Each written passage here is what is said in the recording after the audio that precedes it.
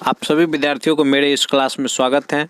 चलिए आज की क्लास को शुरू कर रहे हैं। इससे पहले कि आप लोग जुड़ जाइए, आज आपके लिए धमाकेदार एक प्रैक्टिस सेट जो कि साइंस का प्रैक्टिस सेट है को लेके आया हूँ। ये सेट आपका मेगा छात्रवृत्ति परीक्षा 2021-22 के लिए महत्वपूर्ण प्रैक्टिस सेट है। इसमें 30 प्रश्न का हल करवाएंगे। इसके लिए प्रत्येक प्रश्न को बोलने के बाद आपको 5 से 10 सेकंड का समय मिलेगा। तो चलिए शुरू करते हैं। पहला क्वेश्चन, वाट किसका मात्रक है? ऑप्शन नंबर 1 में है कार्य का, 2 में है शक्ति का, 3 में है बल का, 4 में है ऊर्जा का। चलिए आप लोग इसका जल्दी से सोच समझ करके आंसर देंगे। जितने भी विद्यार्थी अभी तक नहीं लाइव जुड़े हैं कृपया लाइव आ जाइए, चूँकि साइंस की क्लास को शुरू कर दिए हैं। इनमें आपको एक पे एक प्रश्न देखा जाएगा। तो चलिए जल्दी से बोलिए। इसका सही आंसर होगा ऑप्शन नंबर 2 यानी शक्ति का। अब मैं अगले प्रश्न यानी क्वेश्चन नंबर दूसरे की ओर चलूँगा। दूसरा क्वेश्चन है, जेट विमान किस सिद्धांत पर कार्य करता है? ऑप्शन नंबर 1 में है संवेग संरक्षण के सिद्धांत पर, 2 में है ऊर्जा संरक्षण के सिद्धांत पर, 3 में है पास्कल नियम पर, ऑप्शन नंबर 4 में है इनमें से कोई नहीं। तो चलिए जल्दी से आप लोग इसका आंसर दीजिए।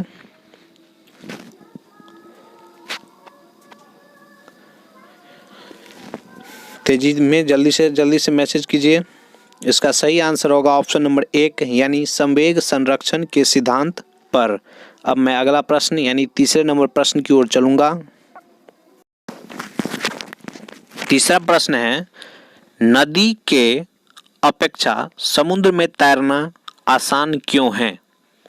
इसका पहला ऑप्शन है समुद्र गहरा होता है, दूसरा है समुद्र काफ़ी दूर तक फैला होता है, ऑप्शन नंबर तीसरा में है समुद्र में ज्वार भाटा आता है, चौथा ऑप्शन में है समुद्र के पानी का घनत्व नदी के पानी से अधिक होता है। तो चलिए इसका आप लोग आंसर दीजिए। इसका सही आंसर होगा ऑप्शन नंबर 4 यानी समुद्र के पानी का घनत्व नदी के पानी से अधिक होता है। चलिए अब आप लोग अगले प्रश्न की इंतजार करेंगे। अगला प्रश्न होगा चौथे नंबर का प्रश्न, करा कि फोटोग्राफिक कैमरे का अभिदृश्यक होता है। इसका ऑप्शन 1 में दिया है अवतल लेंस, 2 में दिया है उत्तल लेंस, 3 में दिया है अवतल दर्पण, ऑप्शन नंबर 4 में दिया है उत्तल दर्पण। चलिए जल्दी से कमेंट कीजिए। इसका सही आंसर होगा ऑप्शन नंबर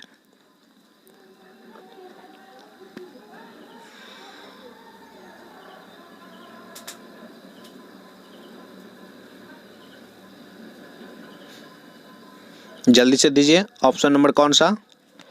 ऑप्शन नंबर इसका दूसरा होगा यानी उत्तल लेंस। अब मैं अगले प्रश्न यानी 5वें नंबर की प्रश्न की ओर चलूंगा।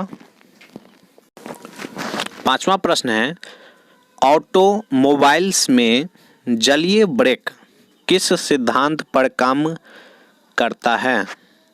इसका पहला ऑप्शन में है आर्किमिडीज के सिद्धांत, दूसरा में है बर्नौली के सिद्धांतों पर, तीसरा में है पास्कल के सिद्धांत पर, चौथा में है पाइजली के नियम पर। चलिए जल्दी से आप लोग इसका आंसर दीजिए। जल्दी कमेंट कीजिए तेजी से। इसका सही आंसर होगा ऑप्शन नंबर 3 यानी पास्कल के सिद्धांत पर। इसके बाद होगा अगला प्रश्न जो कि काफ़ी अच्छा प्रश्न है, 6ठे नंबर की प्रश्न है। 6ठा प्रश्न है, सर्वाधिक तेज गति का प्रिंटर है। ये कंप्यूटर से उठाया गया प्रश्न है जो कि काफ़ी अच्छा प्रश्न है। पिछले बार भी प्रश्न इस प्रकार का प्रश्न आया था। ऑप्शन 1 में है जेट प्रिंटर, 2 में है थर्मल प्रिंटर, 3 में है डेजी हिल प्रिंटर, 4 में है लेजर प्रिंटर। चलिए जल्दी से आंसर दीजिए आप लोग। इसका सही आंसर होगा ऑप्शन नंबर 4 यानी लेजर प्रिंटर। अब मैं अगले प्रश्न यानी 7वें नंबर की प्रश्न की ओर चलूंगा। 7वां प्रश्न है, एक समान वृत्तीय गति में क्या होता है। ये फिजिक्स का प्रश्न है, बहुत ही अच्छा प्रश्न है, पिछले बार पूछा गया प्रश्न है। ऑप्शन नंबर 1 में है वेग एवं त्वरण दोनों ही नियत रहते हैं। दूसरा में है त्वरण एवं चाल नियत रहते हैं जबकि वेग परिवर्तित रहता है। तीसरा ऑप्शन में है त्वरण एवं वेग दोनों ही परिवर्तित रहता है। और ऑप्शन नंबर चौथा में है त्वरण एवं चाल दोनों ही नियत रहते हैं। तो चलिए आप लोग जल्दी से कमेंट कीजिए, सिर्फ 5 सेकंड का समय मिलेगा आपको। चलिए जल्दी जल्दी कीजिए। तो इसका सही आंसर होगा ऑप्शन नंबर तीसरा यानी त्वरण एवं वेग दोनों ही परिवर्तित रहता है। अब मैं अगले प्रश्न यानी 8वें नंबर प्रश्न की ओर चलूंगा। 8वां प्रश्न है, इलेक्ट्रॉन का आविष्कार किसने किया। ऑप्शन नंबर 1 में है थॉमसन, 2 में है चैडविक, 3 में है गोल्डस्टीन, 4 में है रदरफोर्ड। चलिए जल्दी से आंसर दीजिए आप लोग इसका, जल्दी जल्दी कमेंट कीजिए। जो भी लड़के अभी तक नहीं जुड़े हैं कृपया जल्दी से जुड़ जाएं, कमेंट कीजिए। चलो अब हम इसका आंसर बता देते हैं। इसका सही आंसर होगा ऑप्शन नंबर 1 यानी थॉमसन। अब मैं अगले प्रश्न यानी 9वें नंबर प्रश्न की ओर चलूंगा। 9वां प्रश्न है, जंग लगने पर लोहा के भार में क्या होता है। ऑप्शन नंबर 1 में है बढ़ जाता है, 2 में है घट जाता है, ऑप्शन नंबर 3 में है न बढ़ता है न घटता है, और ऑप्शन नंबर 4 में है पहले बढ़ता है फिर घटता है। चलिए जल्दी से आप लोग इसका आंसर कमेंट कीजिए, 5 सेकंड का समय देंगे आपको।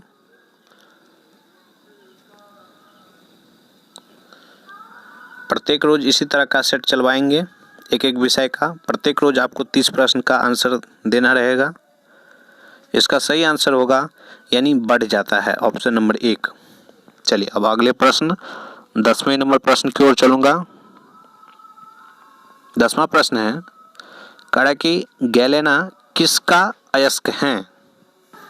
पहला में है चांदी का, दूसरा में है लेड का, तीसरा में है एल्यूमिनियम का, और ऑप्शन नंबर चौथा में है पारे का। चलिए जल्दी से दीजिए कि गैलेना किसका अयस्क होता है। इसका सही आंसर होगा ऑप्शन नंबर 2 यानी लेड का। अब मैं अगले प्रश्न 11वें नंबर प्रश्न की ओर चलूंगा।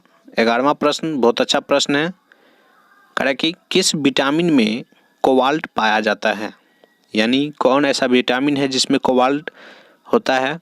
तो देखिए ऑप्शन में है B1, B2, B6, B12। B12 को जिसको B12 के नाम से जाना जाता है। जल्दी से दीजिए आंसर, B12 यानी यही इसका सही आंसर है, B12 में कोबाल्ट पाया जाता है। 12वां नंबर प्रश्न, फेफड़े को ढकने वाला आवरण कहलाता है। फेफड़े को ढकने वाला आवरण क्या कहलाता है। तो इसका आंसर होगा ऑप्शन नंबर 1 में है प्लूरा, 2 में है पेरिकॉर्डियम, 3 में है पेरिटोनियम, 4 में है सीरोसा। जल्दी से आंसर दीजिए इसका। इसका सही आंसर ऑप्शन नंबर 1 यानी प्लूरा होगा। अब मैं 13वें नंबर प्रश्न की ओर चलूंगा। हीमोग्लोबिन में सामान्य रूप से क्या पाई जाती हैं। ऑप्शन नंबर 1 में है WBC, 2 में है RBC, 3 में है प्लाज्मा, और 4 में है तीनों में। तो जैसा कि आप लोग को पता है कि हीमोग्लोबिन में सामान्य रूप से WBC ही पाया जाता है, तो इसका क्या होगा आंसर। इसका हो जाएगा WBC नहीं RBC होगा। अब अगले प्रश्न 14वें नंबर प्रश्न, ग्रीन हाउस प्रभाव के लिए कौन सी गैस उत्तरदायी है। ऑप्शन नंबर 1 में है कार्बन डाइऑक्साइड, 2 में है नाइट्रोजन, 3 में है सल्फर डाइऑक्साइड, 4 में है ऑक्सीजन। चलिए जल्दी से आप लोग इसका आंसर दीजिए। इसका सही आंसर होगा कार्बन डाइऑक्साइड। चूँकि ग्रीन हाउस में यही इम्पोर्टेंट रोल निभाती है। अब मैं 15वें नंबर क्वेश्चन की ओर चलूँगा। फ्रीऑन का रासायनिक नाम क्या है? ऑप्शन नंबर 1 में है क्लोरोफ्लोरोकार्बन, 2 में है ट्राइक्लोरोमीथेन, ऑप्शन नंबर 3 में है क्लोरेल, ऑप्शन नंबर 4 में है DDT। चलिए जल्दी से बताइए, जल्दी जल्दी बताइए।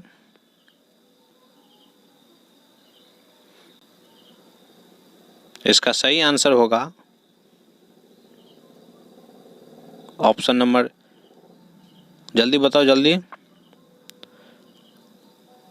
वैसे तो आप सभी जानते हैं कि फ्रीऑन का रासायनिक नाम है क्लोरोफ्लोरोकार्बन, तो वही होगा क्लोरोफ्लोरोकार्बन। चलिए अगला प्रश्न 16 नंबर का प्रश्न होगा, जो कि काफ़ी अच्छा प्रश्न है। कह रहा है कि तंबाकू में कौन सा विषैला पदार्थ होता है, इसीलिए बोला जाता है कि तंबाकू नहीं खाना चाहिए। तो तंबाकू में एक प्रकार का हानिकारक पदार्थ है जिसको निकोटीन बोलते हैं, वही जो है सो तंबाकू को जो है सो मतलब विषैला बना देता है। तो जल्दी से आप लोग कीजिए, कमेंट कीजिए। पहला में था निकोटीन, दूसरा में था एस्प्रिन, तीसरा में है फिनॉल और चौथा में है ग्रेफाइट। जल्दी से कमेंट कीजिए, आपको हिंट्स दे दिए हैं।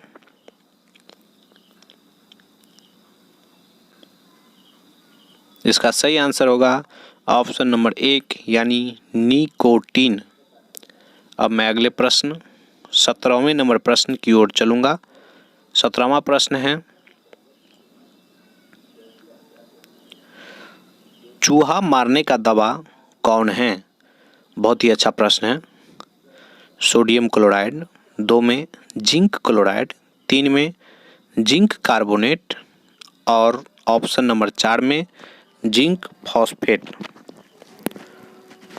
चूहा मारने का दवा, जल्दी से कमेंट कीजिए। चूहा मारने का दवा, तो चूहा मारने का दवा आप लोग जानते ही हैं कि जिंक फॉस्फेट चूहा मारने का दवा है।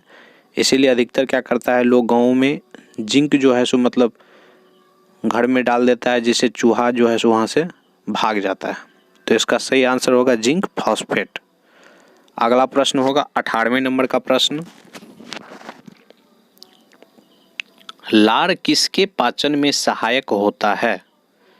ऑप्शन नंबर 1 में है प्रोटीन, 2 में है स्टार्च, 3 में है रेशे, 4 में है वसा। तो चलिए जल्दी से बताइए क्या होगा इस प्रश्न का आंसर।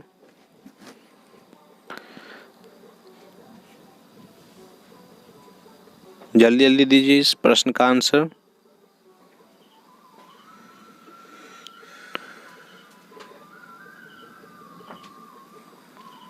इस प्रश्न का सही आंसर होगा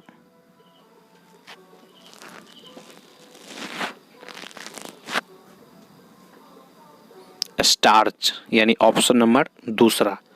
अब मैं 19वें नंबर की प्रश्न को चलूंगा। किस ब्लड ग्रुप के लोग सभी लोगों को खून दे सकता है? ऑप्शन नंबर 1 में है ओ ग्रुप, दूसरा में है ए ग्रुप, तीसरा में है AB ग्रुप और ऑप्शन नंबर 4 में है B ग्रुप। तो चलिए जल्दी से बताइए आप लोग, ये प्रश्न सभी को का आंसर आना चाहिए। जल्दी जल्दी कमेंट कीजिए, सभी व्यक्ति का प्रश्न का आंसर आना चाहिए इसका। बहुत ही सिंपल प्रश्न है ये।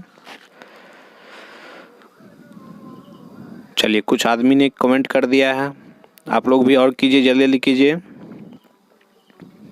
ये एकदम सही आंसर दे रहे हैं जी। इसका सही आंसर होगा ऑप्शन नंबर 1 यानी ओ ग्रुप। अब मैं अगले प्रश्न यानी 20वें नंबर प्रश्न की ओर चलूँगा। जल्दी जल्दी आप लोग आंसर देंगे। कॉफ़ी पौधे के किस भाग से प्राप्त किया जाता है? हम लोग जो कॉफ़ी पीते हैं वो कह रहा है कि पौधे के किस भाग से प्राप्त करते हैं। ऑप्शन नंबर 1 में है तना, 2 में है पत्ती, 3 में है बीज, ऑप्शन नंबर 4 में है जड़,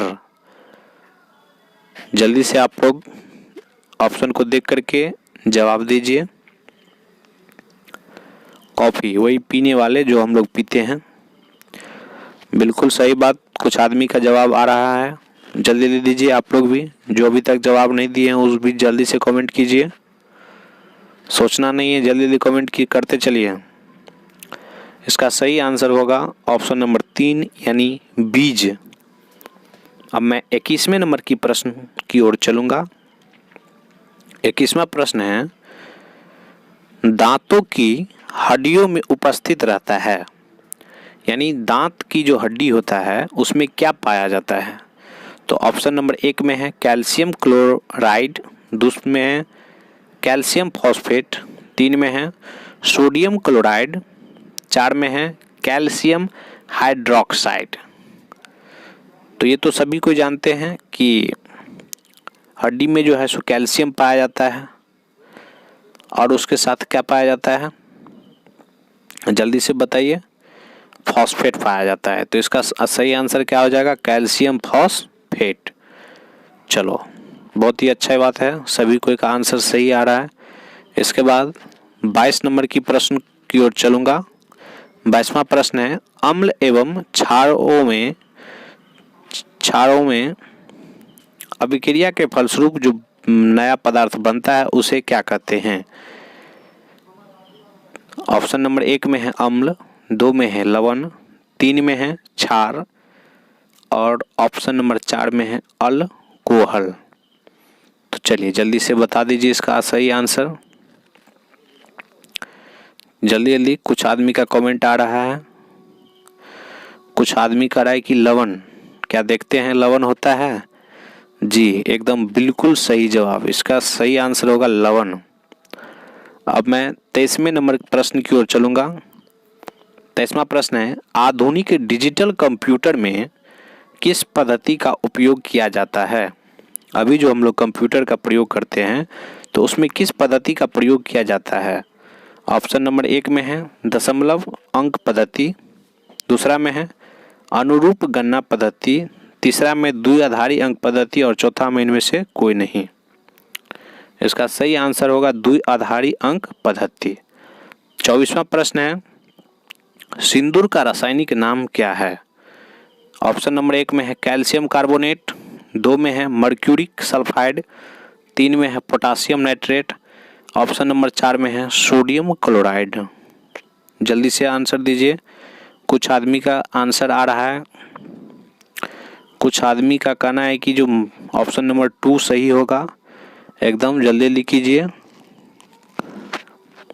जी जी बिल्कुल सही बात है, ऑप्शन नंबर इसका 2 ही सही होगा, मर्क्यूरिक सल्फाइड ही होता है सिंदूर का रासायनिक नाम। आप लोग इसको रट लेंगे। बहुत अच्छा, मर्क्यूरिक सल्फाइड। जिन्होंने मर्क्यूरिक सल्फाइड आंसर दिया है उनका एकदम सही है। अब अगला प्रश्न 25वां नंबर प्रश्न होगा, जो कि काफ़ी अच्छा प्रश्न है, आप लोग सतर्क से पढ़ेंगे। श्वेत क्रांति किससे संबंधित हैं। तो ये तो भली भांति सभी को पढ़ाए थे श्वेत क्रांति। श्वेत क्रांति जो होता है ये आपको दुग्ध उत्पादन से संबंधित है, दुग्ध उत्पादन। तो ध्यान रखेंगे, दुग्ध उत्पादन इसका सही आंसर होगा। आप लोग कमेंट कीजिए। जी जी जी एकदम तीसरा ऑप्शन सही होगा। जी अगले बार से नहीं बताएंगे, पहले आप लोग कमेंट करेंगे, इसके बाद हम बोलेंगे उसका आंसर। 26 नंबर, आप तैयार रहो 26 नंबर के लिए। रणथंभौर राष्ट्रीय उद्यान कहाँ स्थित है। बहुत ही अच्छा प्रश्न, बताइए।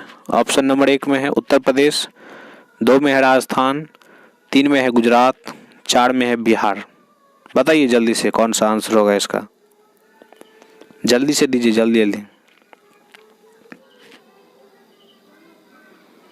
तेजी में दीजिए। रणथंभौर राष्ट्रीय उद्यान कहाँ है।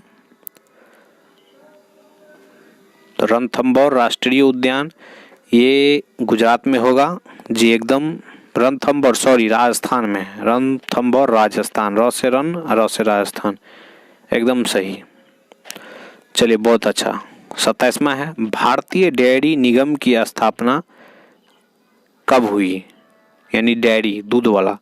तो देखिए ऑप्शन नंबर 1 में 1965 में, 2 में है 1967 में, 3 में 1970 में और ऑप्शन नंबर 4 में है 1974 में। जल्दी से आंसर दीजिए। इसका सही आंसर होगा ऑप्शन नंबर 3 यानी 1970 में। अब मैं अगले प्रश्न 28वें नंबर के प्रश्न की ओर चलूँगा। क्षारीय मृदाओं में सुधार लाने के लिए उपयुक्त रसायन क्या है? ऑप्शन नंबर 1 में है गंधक, 2 में है पैराइट्स, 3 में है चूना पत्थर, 4 में है जिप्सम। जल्दी से कमेंट कीजिए, जल्दी फटाफट। 30 प्रश्न है इसमें, इस वीडियो में 30 प्रश्न को लाया हूँ। आप लोग के लिए विशेष करके इतना मेहनत करते हैं तो आप लोग ससमय अपने समय पे आ जाएंगे प्रत्येक रोज। इसका सही आंसर होगा पैराइट्स। जिन्होंने पैराइट्स बोला है उसका बहुत बहुत बढ़िया। अगला प्रश्न 29 नंबर प्रश्न होगा। कह रहा है कि चिकित्सा विज्ञान का अध्ययन किस वेद में था? जी, हम लोग जो चिकित्सा शब्द सुन रहे हैं वो पहले किस वेद का अंश था? तो पहला ऑप्शन में है ऋग्वेद, दूसरा में है सामवेद, तीसरा में है अथर्ववेद, चौथा में है यजुर्वेद। चलिए जल्दी से आप लोग इसका आंसर दीजिए। बहुत ही अच्छा प्रश्न है, वेद से उठाया गया प्रश्न है। जल्दी से कीजिए, कुछ आदमी का कमेंट आ रहा है, एकदम सही जवाब दे रहे हैं। आप लोग भी और लोग भी कमेंट कीजिए, बहुत बढ़िया। जल्दी से कीजिए, जल्दी कीजिए, एकदम ठीक है, सामवेद होगा इसका आंसर। Very good. इसके बाद लास्ट प्रश्न है 30वां नंबर। देखते हैं कि कौन इसका सही आंसर देता है। गरीबों की गाय किसे कहा जाता है? मैं इसका ऑप्शन नहीं पढ़ूंगा, आप लोग खुद इसका ऑप्शन पढ़ करके और जल्दी से कमेंट करेंगे। जिसका जिसका ये प्रश्न सही होगा उनको जो है सो मेरी ओर से धन्यवाद। देखते हैं कौन जवाब देता है। बिल्कुल सही जवाब, यानी बकरी। बहुत आदमी का जवाब आ रहा है बकरी, बहुत आदमी का आ रहा है, एकदम बकरी ही होगा। न सुअर होगा, न भैंस होगा, ना ही गाय होगा। एकदम सही जवाब बकरी। इसी तरह से आप लोग मेरे साथ बने रहेंगे। प्रत्येक रोज मैं 30 प्रश्न, चाहे साइंस की हो, चाहे ज्योग्राफी का हो, चाहे केमिस्ट्री का हो, प्रत्येक सेट में से प्रश्न को उठाएंगे जो कि आपके लिए मेगा छात्रवृत्ति के लिए काफ़ी महत्वपूर्ण होगा। और आप लोग प्रत्येक रोज मेरे चैनल पे इंतज़ार करते रहेंगे, साथ ही अपने तैयारी को बेहतर करेंगे। धन्यवाद। इसी के साथ मैं आज की क्लास को यहीं बंद करता हूँ। Good night.